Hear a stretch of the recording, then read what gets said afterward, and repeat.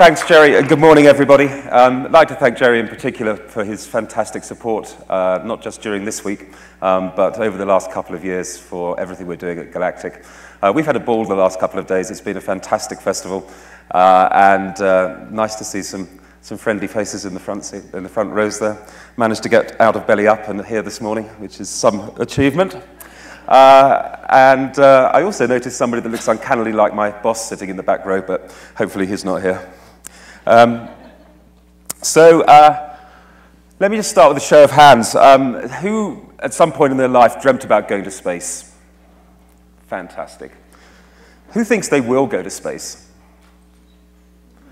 And who, if price wasn't an option and you knew you would come back safely, would go to space? That's pretty much everybody, which is fantastic. You know, this is one of the most remarkable projects that's going on in the world today. I really like this picture, and I often start showing it when I start talking about Galactic, because it sort of looks pretty ordinary. But actually, it's probably one of the most phenomenal pictures you will ever see, because it shows three things which have never existed before. The first thing, right on the left there, is the corner of Spaceport America, just down the road from here, I guess. In the southern part of New Mexico. It's the world's first purpose-built commercial spaceport. It was designed by Foster & Partners. It is a fantastic, beautiful building out there in the desert. It's where our future astronauts will train. It's where they'll fly to space from. And it's there. It's real. You can go and visit it if you like. The second thing, of course, is that whatever it is in the background, that vehicle in the background, which I'll talk more about in a moment, which, of course, is Virgin's brand new, beautiful spaceship. It's the world's first commercial manned spaceship, and it is very real. And the third thing, and perhaps this is the most important thing, is this group of people in front of the spaceship there are Virgin Galactic's future astronauts, or some of them at least. We'll talk more about our future astronauts in a little while, but this is a community, a group of people who stepped up to the plate early. They come from 52 countries around the world. There are 640 of them. In fact, I think there are 642 because Richard signed up 2 over breakfast this morning.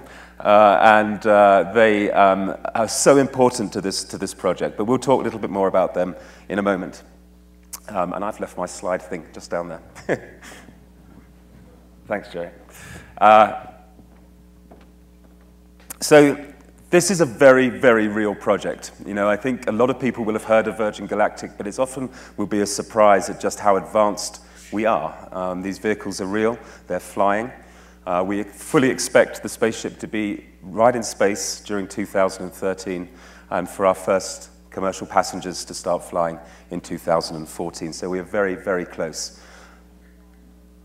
But let me just take a step back a little bit, because you might ask, you know, why would anybody want to do that? And it's a good question, because getting to space isn't easy. Getting to space with normal people on board, keeping them safe, giving them a great experience, hopefully making some money out of it, is very, very hard.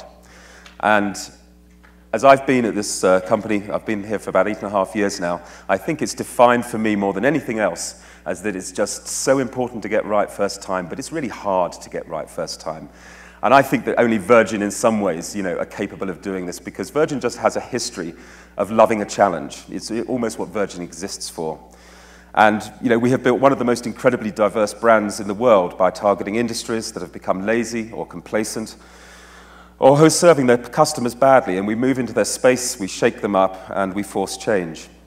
And that really has been Virgin's history. You know, we did it with airlines, we've done it in the music business, done it really across a whole range of sectors. The airline industry is probably the one that people know best. We were at a panel session here on Sunday afternoon, I think, when 4 incredible people were being asked about their various views on design, and they were asked about which brands, you know, they really admired out there. And one, I think without prompting, said Virgin America. And that's a great example of how you know, Virgin has been able to come in and just improve dramatically the customer experience by great design and a real understanding of what the customer experience should be. And if you look back, of course, in Virgin with airlines, it started back in 1984 with Virgin Atlantic. At the time, it's slightly strange talking about this with Richard in the room, but Richard was flying across the Atlantic on a regular basis, hating the experience, and decided he could probably do it better.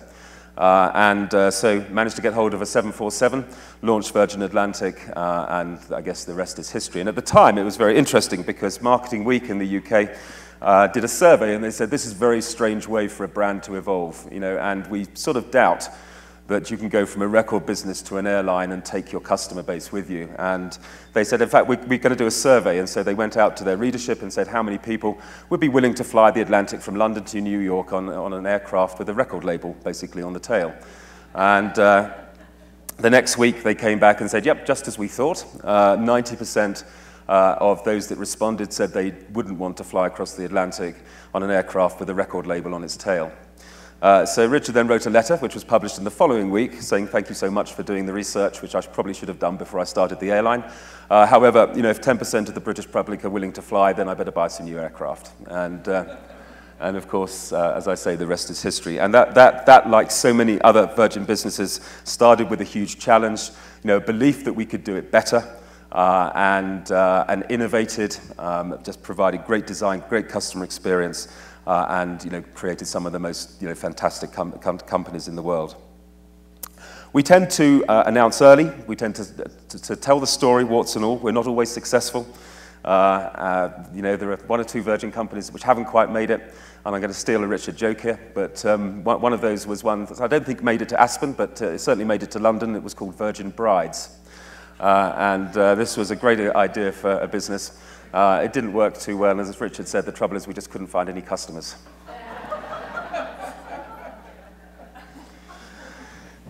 So moving on, we talk about our dreams, and as well as our shorter-term ambitions. We try to have fun in what we do, and try to live our lives as well, remembering that while there is always the possibility that there may be no tomorrow for us individually, there will be for the businesses and the customers and the people that they serve.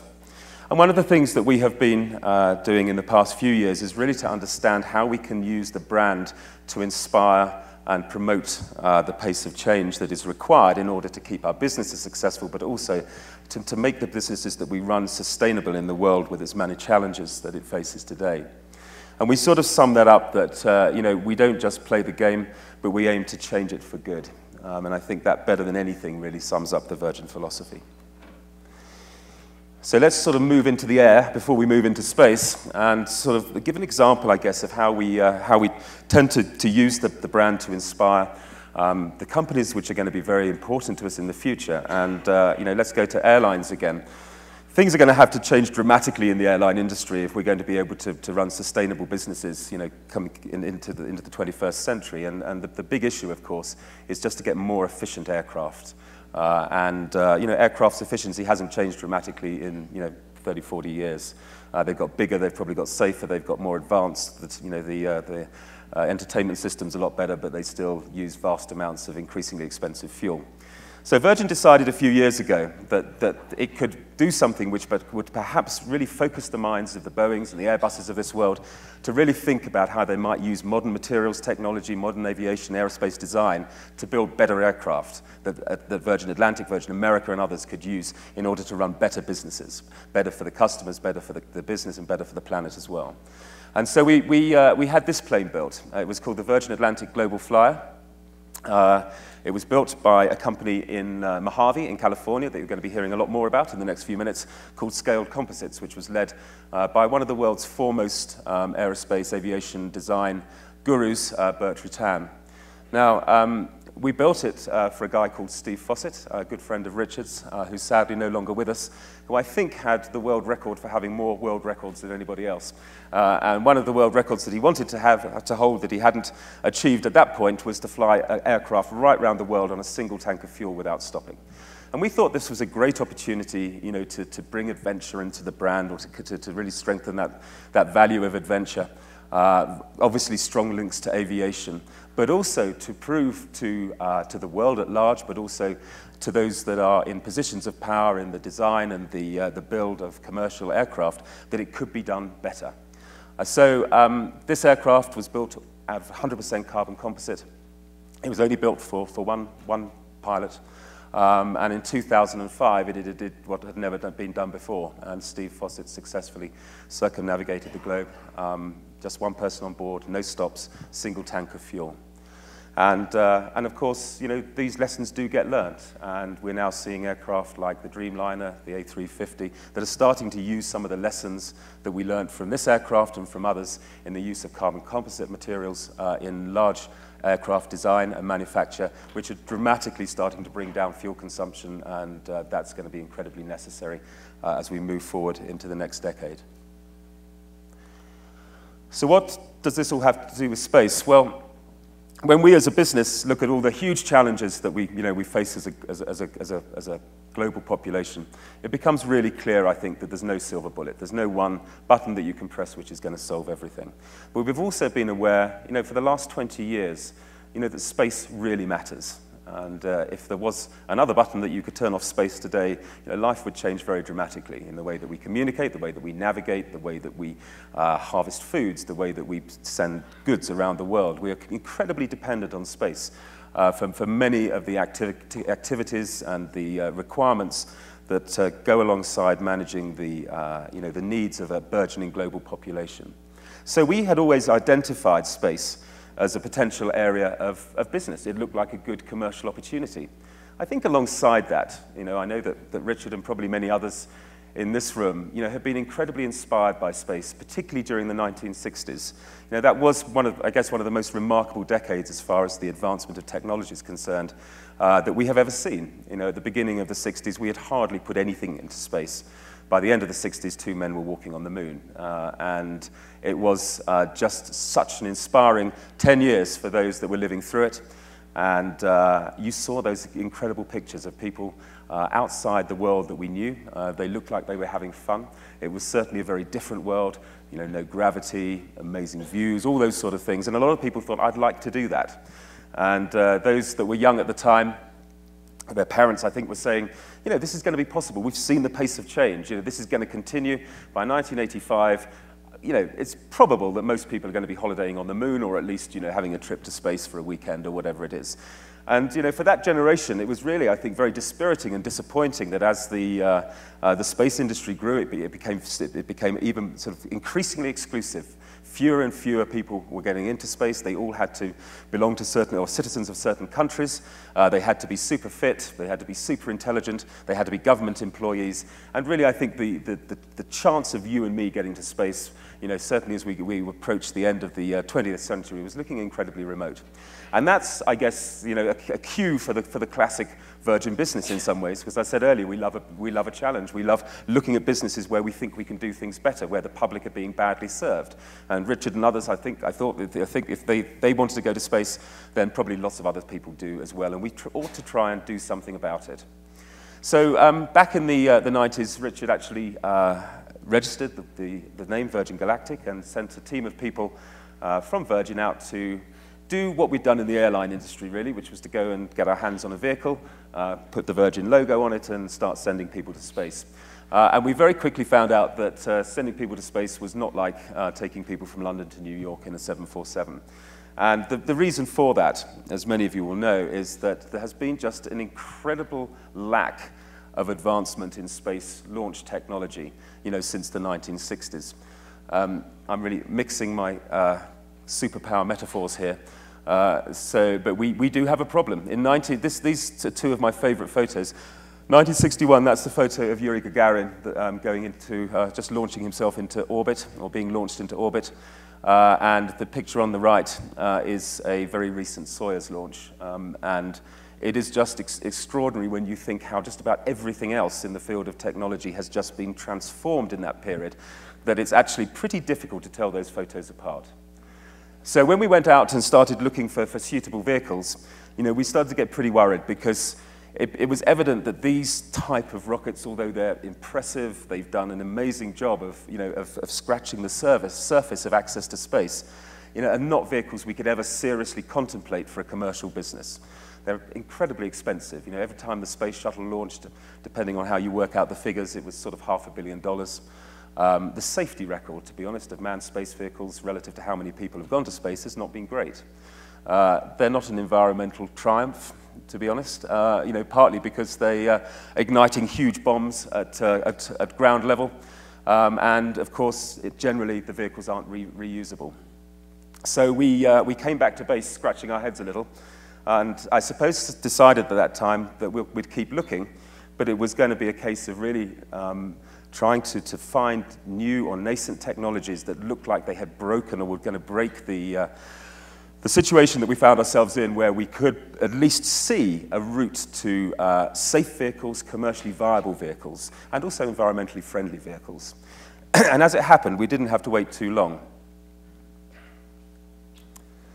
And I mentioned Burt Rutan a few moments ago. He was the guy that designed the Virgin Atlantic Global Flyer. He is a remarkable man, and I think one of the few people you can probably call a genius. He just understands how things fly better than most people, and has a fantastic record over the last 30 or 40 years at Scale Composites of just churning out experimental aircraft that are always breaking boundaries and doing it extremely well time after time after time. Now, Burt was very aware. He was another kid that grew up during the 50s and 60s. He wanted to go to space, and I think deep in his psyche somewhere, he was pretty sure he could do it. But he was very busy with other things, and then there came along the X Prize, and many of you will know a little bit about the X Prize. And the X Prize is actually just worth spending a moment on, because if you look at the history of commercial aviation, the fact that we have this remarkable industry now, which is flying hundreds of millions of people around the globe safely, cheaply, we take completely for granted. It's happened in a very, very short period of time. At the turn of the last century, people were still struggling with the heavier-than-air powered flight concept, and the Wright brothers, the year before they actually cracked it, were pretty pessimistic about the chances. I think one of them said it could be another 1,000 years before this was solved. But then within a couple of decades, you had aircraft everywhere, many pilots around the world. And within a couple of decades after that, you started to see the start of a burgeoning commercial aviation business, which was taking people from one place on the globe to another. And of course, today, it's a transformational industry. And so, and if you look at the way that developed, a lot of it was to do with prizes. Alcock and Brown, the Charles Lindbergh flight, of course, that inspired the X Prize. Those flights that really sort of showed that you could do things with aircraft which people had previously doubted were incredibly important in really sort of spurring the whole industry ahead. And so Burt, I think, was interested in the X Prize because he sort of believed, well, if it was possible to do it with commercial aviation, then perhaps the prize is the way to go with space as well. And maybe this is the time in my career where I should give it a go. So along with his friend Paul Allen, who provided the funding, Burt Rutan put his mind to transforming manned space access. We were working on the Global Challenger at the time, and we became aware that there was this strange vehicle taking shape in the other corner of the hangar. Somebody took Burt out for a couple of tequilas, I think, in Mojave, and twisted his arm. And he started to tell us what he was up to, and we got very, very excited about it. And this is not a great slide to look at from where you are, but let me just explain why we got really excited. We have been looking, don't forget, for something which really changed fundamentally the economics and the safety, or potential safety, of access to space. And the way that Burt thought about it as an aeroplane man seemed to do the trick for us. The first thing he decided to do was not to launch a rocket from the ground. When you launch a rocket from the ground, you light the fuse, there's no return, you're igniting this bomb at ground level, very heavily oxygenated air. Most of the fuel in that tower of fuel is actually designed to punch through the first few thousand feet of the atmosphere. And it's pretty dangerous. If anything goes wrong, you're fully committed, hard to get the people out sitting on top of that rocket. And Burt knew that if he was going to design something which could potentially take tens, if not hundreds of thousands of people to space on a regular basis, that had to change. And so he looked back into history. He was aware of the X-15 project, which was an air launch project back in the 1960s, and decided the time was right to bring back air launch, the air launch system into manned space. And what we mean by that is that we know how to get to the outer edges of the atmosphere very regularly, very safely, no trouble at all. We call it an aeroplane. And so Burt's view was, look, if we can build an aeroplane specifically to take a spaceship very efficiently, very quickly, very safely, up to 40, 50,000 feet, then so many of the launch problems have just gone away. Because when you release your spaceship at that altitude, of course, you're already on the outer edges of the atmosphere, so you don't need this huge amount of energy to punch through the rest of the way up. The other thing is, of course, if there's anything goes amiss in those first few seconds after launch, you have a winged vehicle, you can dump the fuel, you can glide back to the runway, land safely, sort out the problem, and fly again. And that in itself made this system probably thousands of times safer than the ground launch systems of the past. So we loved air launch. We thought it was a fantastic concept. It was the right time to bring it back into manned space. The other thing that Bert said is we're going to make this all out of carbon composites. We have a lot of experience at scale in building aircraft out of carbon composites, probably the best in the world. It's light, it's incredibly strong, it's incredibly, it absorbs heat incredibly well. So it's the perfect material. It's a 21st century material for a 21st century vehicle. So again, we like that because it made it very fuel efficient, it made it very safe. But the thing that we liked most about Bert's design, and that the thing that showed that he was a true genius, I think, was the way that he put his mind into getting this vehicle back from out of the atmosphere, back into the atmosphere. And that is one of the biggest problems that people have been wrestling with for many years, particularly with reusable space vehicles. It's not too hard to have some sort of capsule which can just fall through the atmosphere, parachutes come out, it splashes down in the sea, but you can't use it again. And it's pretty uncomfortable for the people on board as well. And so Bert knew he needed something which was going to be able to be used many, many times and was going to work every time as well. The space shuttle, of course, was a reusable vehicle. The problem with the way that the space shuttle came back from orbit was that it flew back, and it meant you had to have a very, very exact trajectory. If you were too steep, then too much heat would be built up in the re-entry, which would cause a failure of the shuttle. And if you were too shallow, then effectively you would bounce off the atmosphere back into space. So no pilot could fly that trajectory, so computers had to do it. And of course, computers sometimes go wrong. And so Bert knew he needed to have something which was just simpler than that. Simplicity is his key word. And apparently one night he jumped out of bed, to the surprise of his wife, and shouted, oh, sorry, I probably pressed the wrong button there. Can we have the next slide up? And shouted, shuttlecock. And his wife was very surprised about that, but he explained that, or at least his thinking was that if you have a shuttlecock and you throw it up into the air, a couple of things happen. The first is that it'll always come down with the ball first. Even if it's at the top of the trajectory upside down, it will turn itself the right way up, ball first, and come back down. The second thing is, of course, it falls much more slowly than a tennis ball, for example. And the reason it falls more slowly is because you have these feathers which act as drag or air brakes to control and slow the rate of descent. So Bert, with his sort of genius maverick mind, thought, if I could somehow make my spaceship into a shuttlecock, then every time we came back from space into the Earth's atmosphere, even if we entered the Earth's atmosphere upside down, the spacecraft would turn itself the right way up. You wouldn't have to have a pilot or a computer to do that. And then possibly in the very, very upper atmosphere, the feathers of my shuttlecock spaceship would slow my descent. So, we don't need heat shields, we don't need to fly a trajectory, but we just use the laws of physics, the laws of nature, the air brakes of this shuttlecock spaceship to slow us down to a velocity where it'll be safe to make the shuttlecock spaceship into a normal spaceship again, and then fly back down to the runway. And so for those of you that are having a problem sort of envisaging how you turn a spaceship into a shuttlecock, that's how you do it.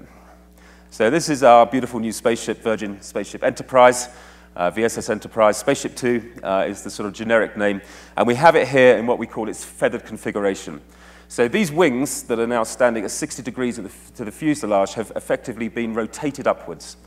And it doesn't take too much imagination to show how that can act as a shuttlecock in space. So regardless of how the spaceship comes into the upper atmosphere, just the shape of the spaceship will make sure that it comes down belly first, and that's the way that we want it. And then when you're down to about 70,000 feet, you've slowed to a nice, without any sort of heat shields, as I say, no special thermal protection. Those wings just very simply fold back to the original configuration, and you've got a nice light carbon fiber glider with 6 astronauts inside, and you circle round, glide down to the spaceport. And so Burt Rutan decided that this seemed like a good idea. And you can simulate things and you can do a lot of theoretical work, but eventually you need to build it and fly it. And that's exactly what Burt did. And although this bit of film I'm going to show you next is getting on a little bit now, it's 2004, it's still, I think, a remarkable bit of footage, and it just shows what can be done with very small budgets. I think this was about a $30 million budget, which is about the same that NASA spent on the space toilet for the shuttle. And it was a remarkable moment. So we sponsored that flight, and I'll tell you a little bit more about why we sponsored that flight in a moment. But let's just play the movie now if we can, and watch how it all worked.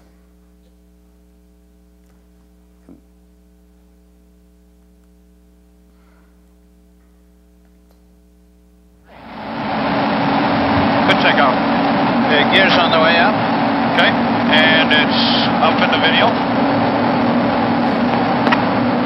Got it.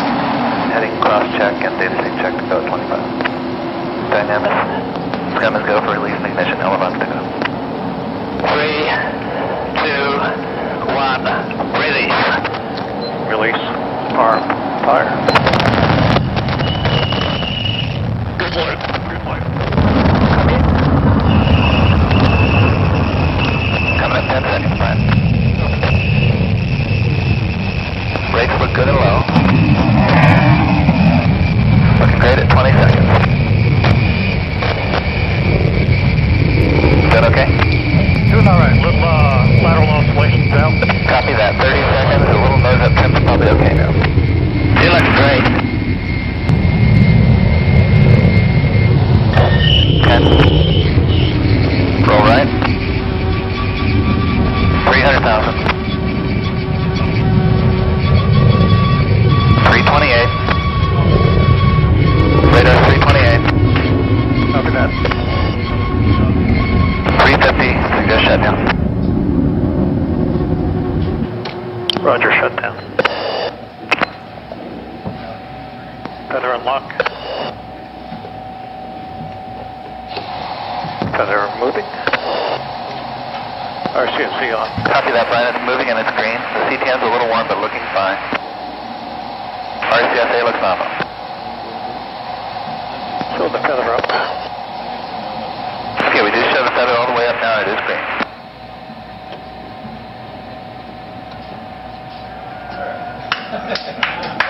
Trim is set. Looks great. And I'm upside down. Okay. And it's northwest. You want for the heading, right? Affirmative. Let's start a right turn to the nose as soon as you recover.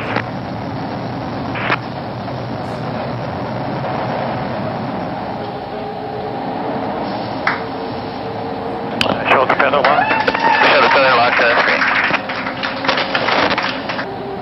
And the pressure here, there's 20, 5, start, level off, 4, keep her coming down, looking good, 4, 3, 2, 1, and 1 foot, sweet, there.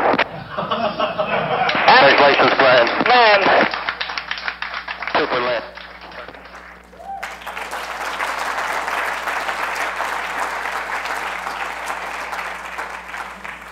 I've watched that video about 10,000 times and it still gets me going. It's fantastic, wasn't it? That was a fantastic day back in 2004. As you see, Virgin sponsored that flight, and we had talked to Paul Allen, we'd talked to Burt Rutan before, and we said to them, look, if you manage to win the X Prize, you manage to do the 2 flights in 14 days, which is what they needed to do, into space with a man on board, bring him back safely, then we'd like to talk to you about commercializing this. And they did that. Burt Rutan and the Scale Composites did, I think, what only 3 of the world's most powerful governments had done before. And it was a triumph for private enterprise and for entrepreneurship and for a belief that things can be done better. So it was one of those moments at Virgin where you seize the opportunity. It's the screw it, let's do it moment. I think there was a strong feeling that we probably wouldn't find a better opportunity to have a go at this. There certainly was no guarantee of success. But we did feel pretty confident that this basic design philosophy and the basic design had a very, very strong potential of solving these safety issues on launch and on re-entry in particular. Reusability seemed to be solved. And it looked like it could be done in a way which would make this business commercially viable, which is incredibly important, and I'll speak a little bit more about that in a moment. So that's when I joined Virgin Galactic back in 2004. And first time I met Richard and others, and I got very excited about the project. And they said, look, this is going to be expensive. It's going to take some time. And we really need to find out whether there are people willing to buy the product before we go too far down this line. So what we decided to do was to set up a little website. We put that film you've just watched on the website. We told people that we were launching Virgin Galactic and we were going to be the world's first spaceline, and that we were aiming to take people on fantastic trips to space and back, make them astronauts as a first step in much bigger ambitions. And we said, look, if you want to be part of this, you can. We don't know when the vehicle will be delivered. We don't really know what it'll look like. We don't know how long or sort of what the experience is going to be like. We don't even know whether you'll be eligible to fly. But if you want to make a reservation, then send us $200,000. And we sat back a little bit nervously at that stage to see whether anybody would respond. And we were just overwhelmed with the response. You know, the website crashed a couple of times over the weekend as we just had this flood of enthusiasm, I would say, and passion from around the world of people saying, you know, this is the moment we have been waiting for. You know, and if anybody's going to do it, it's going to be Burt Rutan and Richard Branson. And, you know, we wish you, you know, every success, which is fantastic. And it was nice to know there were thousands of people out there that were behind us. And as we started looking through the registrations on the website, we also noticed an increasing number that said, I want to be a part of it right now. And I know how important it is for people to step up to the plate early in these projects to show some commitment in order to give you the commercial reassurance to go ahead and get it done. Virgin had said, it'd be nice if we could raise $10 million in deposits, and maybe over the next year, and I think we did it in sort of 4 or 5 weeks. It was an extraordinary experience. We seized the opportunity. And one of the lovely things about having an early customer base, and we'll talk a little bit more about that in a moment, is that if you listen to them and talk to them and engage to them, you end up with a much better product than you would have had had you waited until it was all ready to go and then looked for customers. And our customers started to talk to us about what they wanted from their space flight. And this is probably a good moment to tell you, because you're all going to space with us at some point, what you're going to get from your space experience with us as well. So they said, you know, we've seen the pictures. We want a rocket ride to space. You know, we want the howl of the rocket motors. We want the G-forces. We want the thrill of hurtling away from the Earth. And we said, well, yeah, we can deliver that. And because what will happen, you're sitting on the spaceship. You'll be at Spaceport America, New Mexico. You'll take off attached to this beautiful big carrier aircraft, wind up to 50,000 feet. Pilots will say, is everybody ready? You say, yes. Press the button, spaceship gets released. Little sinking feeling in your stomach as you go into a glide. Then the pilots will say, everybody ready for the rocket motor? And hopefully everybody will say yes. And even if they don't, they'll probably press the button anyway. At that stage, you're traveling at, I think, about 120, 130 knots. And when the rocket motor ignites behind you, you accelerate with some, you know, some drama. Within 7 seconds, you're at the speed of sound, and you keep accelerating, and as you accelerate, the pilots pitch the nose straight upwards, and over the next 30 seconds, you'll be accelerating to about 4 times the speed of sound. There'll be about 3.5 Gs on your chest, which is a sort of a thrilling sensation. It's not uncomfortable. Most people can do it. And if you're able to look out of the window at that stage, you'll see the skies turning color from blue through to purple and eventually to black as you hurtle away from the surface of the Earth towards space. So we said, rocket ride to space, no problem at all. Then they said, you know, we've seen pictures of the astronauts in the space station and on the space shuttle. The zero gravity thing looks amazing, and we'd love to have that. To be able to be in an environment where there's no up, no down, none of the forces that pretty much dictate everything we do. You know, to be in that environment, you know, for any period of time would be just sensational. And we said, yeah, that's no problem at all, because physics dictates that there will be a period of weightlessness.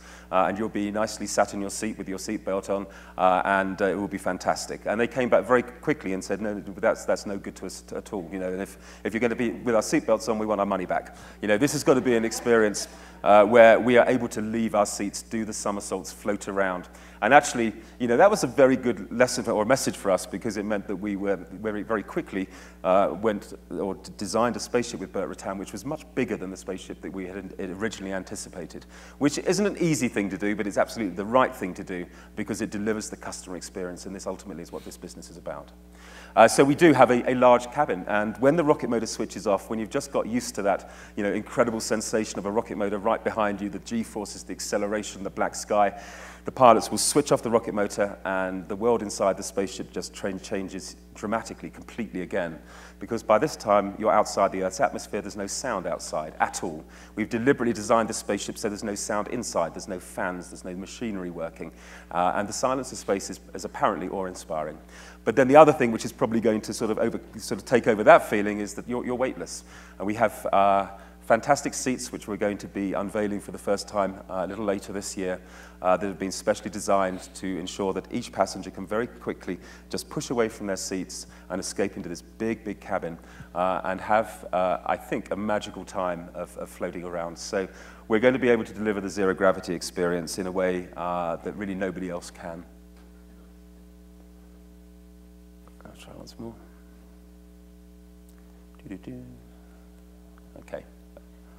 And then I think the thing that probably was said to us by our early customers more than anything else is that, we really want the rocket ride, we really want the zero gravity, but what we really, really want is to be able to get that life-changing experience of viewing the Earth from space.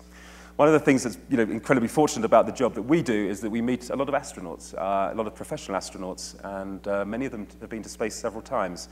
And the thing that really strikes you about every single one of them is that although they have been chosen specifically to do a very complex job, they haven't been chosen to go and look out of the window. They are government employees, they're super fit, they're super intelligent, whatever else. They come back and they don't talk about their space experience for a week or a month or even a year. They talk about it for the rest of their lives. And the reason they talk about it for the rest of their lives is what they saw out of the window. And there is something that happens when you're up there, when you have the blackness of space, broad daylight. You look out of one of the big windows that we've provided all around the spaceship, and you look down on this beautiful vista of the Earth beneath you with that thin blue line of the atmosphere, 1,000 miles in any direction, which is profoundly moving. It changes people. I think it really, for the first time, sort of properly articulates the nature of the planet that we're living on, the beauty of the planet, the fragility of the planet. And I think it's going to be incredibly interesting as we fly our first customers who come from all around the world. They tend to have a voice. They're going to come back, I think, celebrities for a little while, about the changes and the force for good that those people will provide, having had that experience which has been available to so few in the past. And so we said, yes, we can provide you with that. Went back to Burt Rutan and said, make sure the windows are big. There's lots of lovely, if you ever Google it, have a look at what astronauts say when they come back from space, and it's very moving. So how are we doing? Well, we used to have to play an animation at this stage. We don't have to do that anymore because we have real spaceships, real vehicles, and have done for a number of years now. And the first vehicle that came off the production line at Scale Composites was this extraordinary-looking aircraft, White Knight 2. We decided to name it Virgin Mothership Eve, after Richard's mother. As Richard said, if you've got a mothership, you should call it after your mother. The real Eve will be traveling in Mothership Eve to wave off Richard as he goes to space, hopefully next year. And it is a most remarkable aircraft. It's the world's largest all-carbon composite aircraft. It has a unique heavy lift, high altitude capability. It's the most fuel-efficient aircraft of its size ever built. It can do winding G-turns, it can do parabolas, it can do all sorts of things. It's a very, very capable aircraft. That aircraft's flown about 130 times now. It's completed its test card. The pilots love it, and basically Scale got it right first time. And so White Knight 2, or Virgin Mothership Eve, is ready to go. But that's not all. We also, this is a slow clicker, but we also have a spaceship. Can somebody click it for me? And thank you. And we've called that Virgin Spaceship Enterprise. And it is the world's first commercial manned spaceship. I've seen the spaceship quite a lot of times. I've seen it fly a few times. And it was brought home to me just what a remarkable vehicle this is on the 29th of April this year. We had an amazing day then on that day because for the first time, all the systems in the spaceship were fully integrated. The spaceship flew, and it broke the sound barrier. It went to about 1.3, Mach 1.3. and it performed magnificently. And that was a big day for us because it was really the final large piece of this jigsaw puzzle of test flight, and really sort of brought the reality of commercial operation very much into sight. And one of the guys that we employ in London, his father happened to be a Concorde pilot, British Airways Concorde captain, and he phoned his son that day and he said, "Do you know, I've just thought of something, that this is only the second vehicle ever built for commercial service that has broken the sound barrier. The first one and only one before, obviously, having been Concorde." And so it did really bring home to us that day, you know, just what a remarkable thing we're doing and how well it's going. And the flight envelope for this vehicle is enormous. Because, of course, first of all, it has to be a supersonic rocket plane. And that's the first of a few pictures I'll show you of the spaceship with the rocket motor firing. And that was on the 29th of April. So it's a Mach 3.5, Mach 4 vehicle. And it needs to be capable of flying that part of the flight, you know, many hundreds, if not thousands of times. But not only is it a rocket plane, it's also a high-altitude glider, and those two things don't generally go together. So it needs to be able to fly very efficiently at very high altitude from about sort of 70,000 feet down to the ground. But not only that, it also needs to be a reusable entry vehicle, and of course, it also needs to be a spacecraft which is capable of keeping passengers and pilots safe in space. So the test flights, oh, sorry, I've got one slide ahead here, but the test flights for Spaceship Two are also going extremely well. As I said, we expect to be in space this year and commercial service soon thereafter. So really the last stages of this incredible project are very much in sight. There have been other amazing things that have happened with Virgin Galactic, and just a very quick one from me, which is that 2005, we had a delegation from New Mexico, and they came in and they said, "We'd like to build you a spaceport." We had to look on the map, I think, to find out exactly where New Mexico was at that point. But they explained that there were a lot of good reasons why a spaceport, an inland spaceport, should be in New Mexico. You had altitude, you had great weather, you had desert environment, you had clear airspace because of white sands, a lot of other things, and they were willing to take the plunge and to build a facility which we've just started to lease from them. And it was one of those great conversations, a little bit like the Bill Allen and Juan Trippe conversation, which led to the 747, you know, you build it, I'll buy it, you buy it, I'll build it, between Richard and the governor there, Bill Richardson at the time. And the conversation was a little bit, you know, if you build me a spaceport, I'll build you a spaceship. And then, okay, well, if you build me a spaceship, I'll build you a spaceport. And the reason I like that photo particularly was because you see the two people that had that conversation standing in front of the spaceport with the spaceship flying overhead. And it just shows what can be done, you know, given the will. Let me just finish, and I'm going to hand over to somebody else just for a few minutes, but just one of our, I think our oldest customer, Professor James Lovelock, who is 92 now. He's been on the centrifuge. He can do the Gs, looking forward to going to space. Has described Virgin Galactic as one of the most important industrial projects of the 21st century, which is a very big statement. But I think he, Stephen Hawking, and other people sort of really recognize the importance of this first step. And what they all understand is that space really, really matters and is only going to matter more and more to us as we try to manage, you know, the really major challenges of coping with a population of 8, 9, 10 billion, you know, in the coming years. And I think what they also recognize is that government technology often gets things off to a good start. You know, it did it with the internet, it did it with mobile telephony, it did it in other areas. And without government technology, we wouldn't be in space at all. But what they also recognize is that it takes the private sector in those industries really to push the pace of change and innovation. And again, we've seen it, of course, in mobile telephony, and with Virgin Galactic, we're starting to see it in space. So what is Galactic going to be about? Well, the first part of our business we could perhaps call Virgin Galactic Space Tours. We're going to start that very soon. We're going to continue to take people on short flights, then longer flights. We're going to go orbital. We may go to the moon. There's a lot of things we can do. You take a step at a time. We've got to prove that you can take people to space safely on a daily basis. We've got to prove that we can do that in a commercially viable way. And that part of the business is going incredibly well.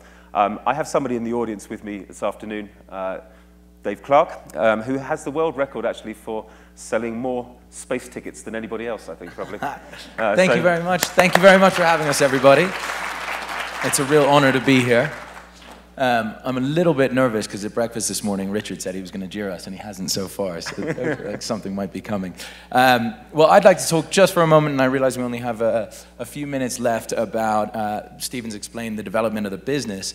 And I just wanted to speak quickly about a somewhat unexpected bonus of this project, which was our community of future astronauts. So we started with a few that signed on very quickly, that were there in 2004, 2005, and we've just been growing at an ever-expanding rate ever since. And these people, we figured out very quickly, didn't want just to sign on, buy a ticket, wait a few years, get a phone call, show up at the spaceport and fly to space. They wanted to get involved. They wanted to be a part of every part of the project, helping us to design the spaceship so it was the experience that they wanted. They also wanted to get to know each other, because this was not just any group of people. This was the most exclusive group in the world of these early adopters who had the pioneering spirit to become the first civilian astronauts. And I think we've done as much as we can, and the community has really taken off. So we actually just came from Necker Island, Richard's private island in the Caribbean, where we do about 3 trips with the future astronauts a year. They've begun training, so they've done centrifuge training to experience the G-forces, as well as zero gravity, parabolic flights to experience the weightlessness. And we learn a lot from these people. So it's not just signing up and waiting for your ticket. They're involved. We probably do something every month or two. And these people have really developed the program along with us. And we actually have a few of the future astronauts in the room with us today. We have Kelly Smith, Richard Branson, his assistant Helen, who he never leaves behind, so I'm sure she'll be there too. And we also have Dick and Heidi Bloom, who I understand signed up in the last 24 hours, so congratulations to them. I realize that we're short on time, but yeah, absolutely.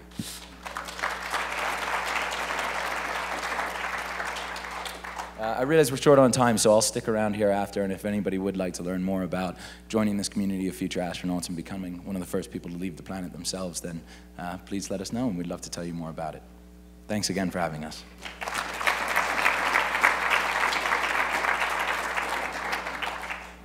Thank you, Dave. And that's not where the business ends, though. I think the next part of the business we're going to see is what we might call Galactic Science Services. And so this is using the spaceship as a research platform for scientists. Our first customer for that part of the business is, funnily enough, NASA. So they have recognized very early on that this vehicle, the private sector, can actually help them do what they need to do better than they do it already. And it doesn't stop there. We were very aware that all our airlines have a cargo department, and we thought that the spaceline should have a cargo department as well. And so last year, we announced something we're calling Launcher One. And this is an incredibly exciting business in its own right. We were talking to somebody at lunch the other day that was talking about the fact that, the weather satellites, Earth imaging satellites, satellites that tell us about weather, tell us about climate change, help us to manage extreme weather events, those sort of things, those satellites are coming to their end of their lives and they're not being replaced. They're very expensive, or at least previously have been very expensive, but there are companies around the world that are just making smaller, smarter, cheaper satellites. Satellites that can have a far shorter shelf life, can be renewed more regularly, so you're always up to date with the technology. The big problem, of course, is getting them into space, and that's our opportunity. And by using the White Knight 2 aircraft, by using an air-launched small satellite delivery system, we can absolutely transform the small satellite world. We can launch just about anywhere with a runway. At the client's request, we can launch at very, very short notice, and we can launch many, many satellites over a very short period of time. So this vehicle is funded, it's being developed right now, and we expect to see it launching its first satellites in the next year or two. So this, again, is a very exciting part of the business, which is complementing the manned side of the space business, whether that's for space tours, for people that just want to do it for themselves, or for science research.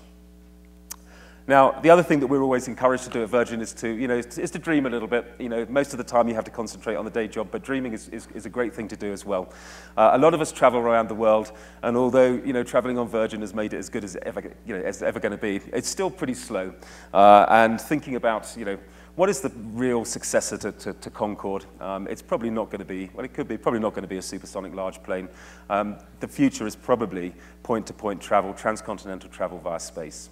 And if, again, we're able to develop our first steps in taking people to space safely, showing we can do it in a commercially viable way, then thinking about developing these vehicles so they don't come back down in the same place that they left, but they actually start to go downrange. And maybe it's just a little bit downrange first of all, and then we build it up until we can see, again in the future, that you could be traveling potentially on something like this, which would get you from London to Sydney in maybe 2.5 hours. And then you've got to queue for 2.5 hours to get into the country, but...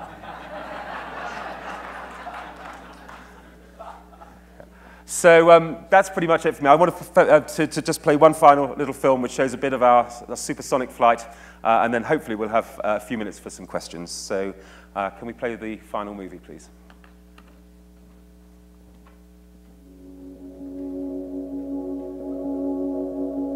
I'd seen the moon landing as a young boy. And I just thought, you know, one day I'm going to do that.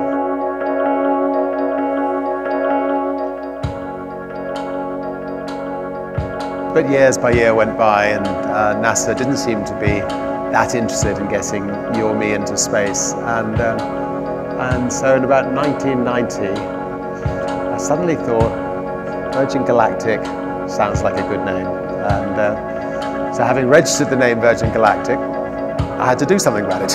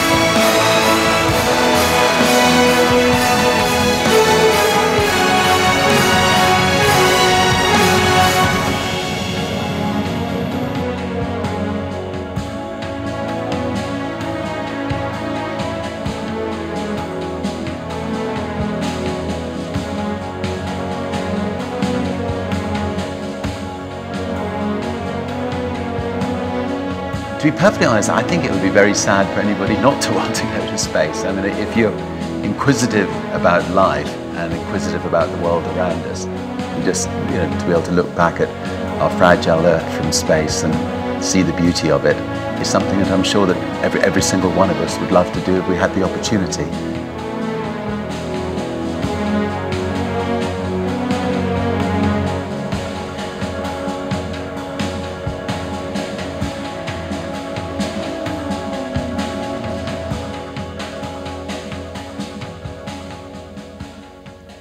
Thank you so much for listening. And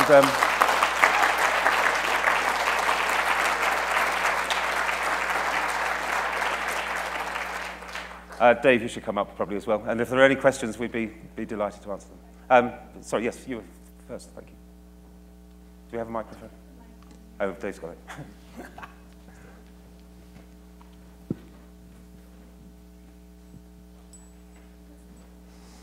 Thanks so much. I want to commend you for some incredible work. I'm on an institute called the Overview Institute that studies the cognitive impacts of seeing the Earth from space from astronauts. It's profoundly life-transforming for people. So the work you're doing is incredible. But I wanted to ask you about the paradox of what's going on with the simulations that have been run at the National Center for Atmospheric Research here in Boulder with regards to the black carbon in the stratosphere, that by their simulations, this could potentially, if you achieve the numbers of 1,000 flights a year, raise polar temperatures by 1 degree Celsius.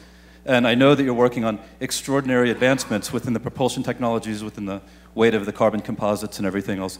But it's a very serious concern amongst some atmospheric sciences that we're doing a kind of an uncontrolled geoengineering experiment with space tourism.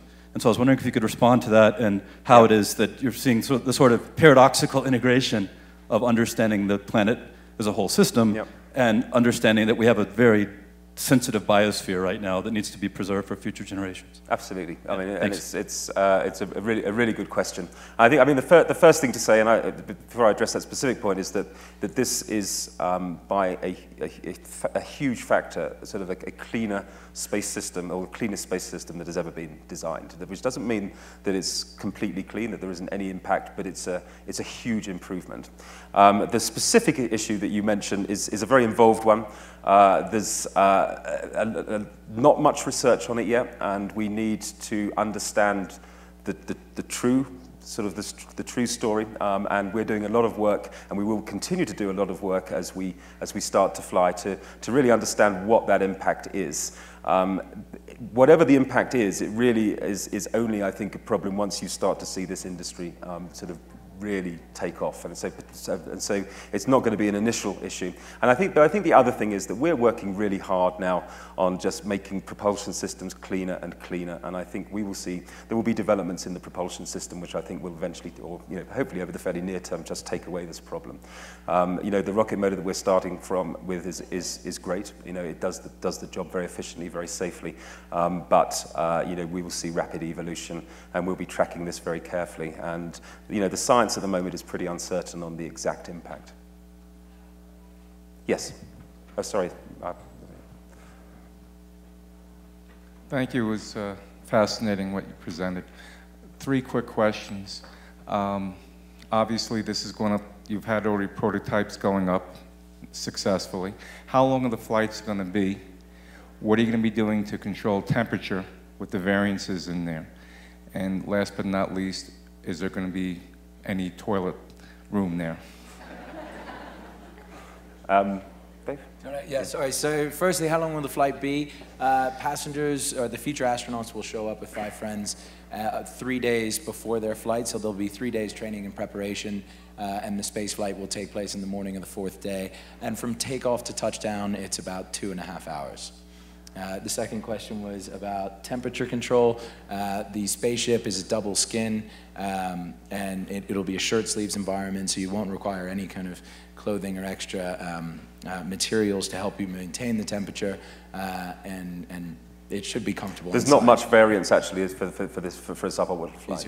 And we didn't have space for a loo, but if you are worried about it, we can give you a diaper.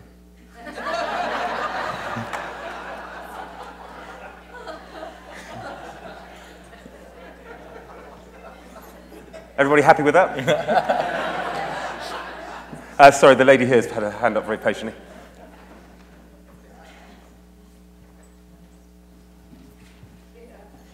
Before I ask my question, I just want to say, Mr. Branson, you have served as an inspiration to me for the past 20 years as an explorer, a visionary, and a philanthropist. So thank you for that.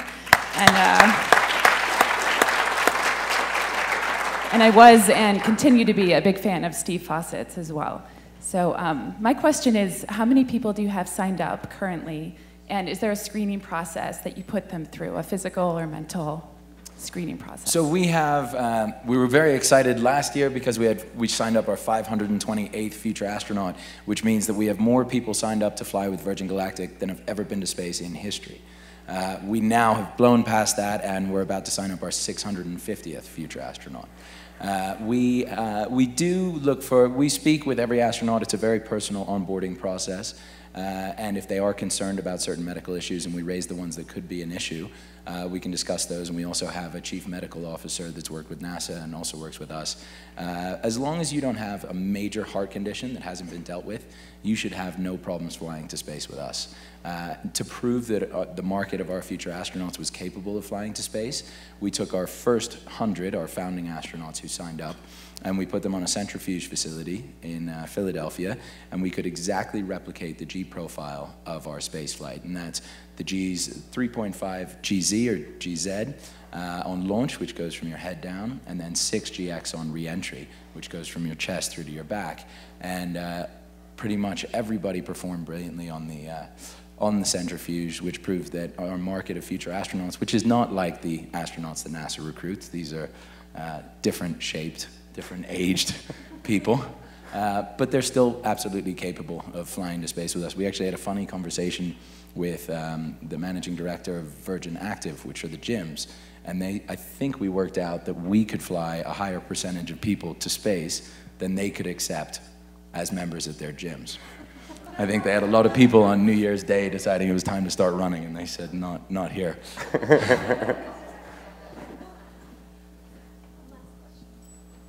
think these guys are in.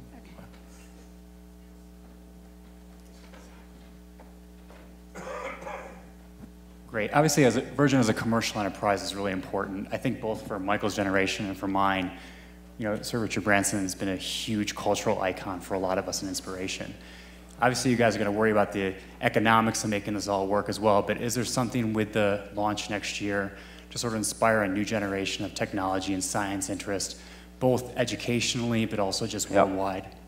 Yeah, it's a great question, and I think we have Maya at the back of the room. Stand up, Maya. So we were... Very quick story. We were down on Necker Island with some astronauts a few years ago. Somebody said, look, this growing community is incredible. People, there's so many skills, really amazing people. Why don't we try and just bring this community together and just do something, let's do something for good. And Richard said, that sounds like a great idea. We have an organization within Virgin called Virgin Unite, and I'll sort of give you that, if you like, as the framework. You take it and decide what you want to do as a community.